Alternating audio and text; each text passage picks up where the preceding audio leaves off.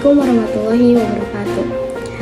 Kembali lagi bersama saya Nisa Nur Maulidina yang akan memaparkan materi atau menyampaikan berita tentang manajemen pendidikan Islam. Penelitian ini bertujuan untuk menawarkan strategi dalam meningkatkan mutu pendidikan Islam agar mampu mengoptimalkan pengembangan kemampuan peserta didik serta membentuk karakter dan peradaban yang kokoh di lingkungan sekolah. Peningkatan mutu pendidikan Islam tidak dapat dilakukan secara instan, melainkan melalui proses bertahap dengan memperhatikan setiap aspek komponen pendidikan yang ada. Oleh karena itu, manajemen peningkatan mutu pendidikan berfokus pada sistem oleh proses pencapaian tujuan yang telah ditetapkan oleh organisasi itu sendiri. Manajemen peningkatan mutu pendidikan Islam di sekolah merupakan salah satu pendekatan sistematis yang menetapkan sekolah sebagai pusat utama dan pembelajaran pengembangan peserta didik.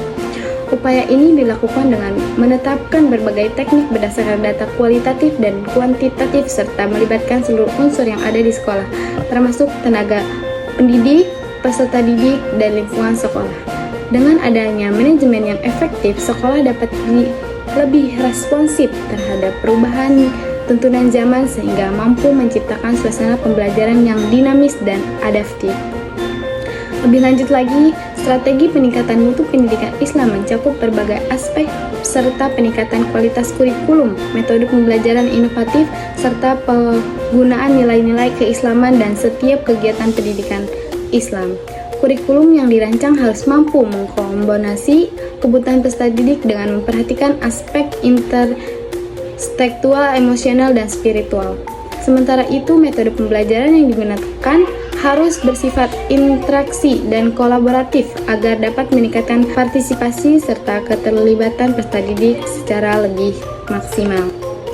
Selain itu, pemberdayaan seluruh elemen sekolah menjadi faktor kunci dan keberhasilan manajemen peningkatan mutu pendidikan Islam. Setiap komponen, mulai dari guru, tenaga pendidikan, peserta didik, hingga masyarakat sekitar harus berperan aktif dan menciptakan ekosistem pendidikan yang berkualitas. Dengan demikian, proses pendidikan tidak hanya terbatas pada ruang kelas, tetapi juga melibatkan lingkungan sosial yang lebih luas, sehingga peserta didik dapat memperoleh pengalaman belajar yang lebih historik dan kontekstual. Pada akhirnya, tujuan dari manajemen peningkatan mutu pendidikan Islam di sekolah adalah untuk meningkatkan kapasitas dan kemampuan institusi pendidikan Islam dan memenuhi kebutuhan peserta didik dan masyarakat.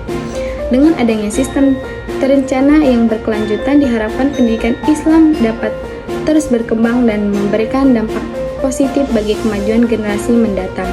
Oleh karena itu, diperlukan komitmen, kerjasama, dan inovasi yang berkelanjutan agar pendidikan Islam benar-benar mampu menjadi pilar utama dalam pembentukan karakter dan peradaban yang unggul.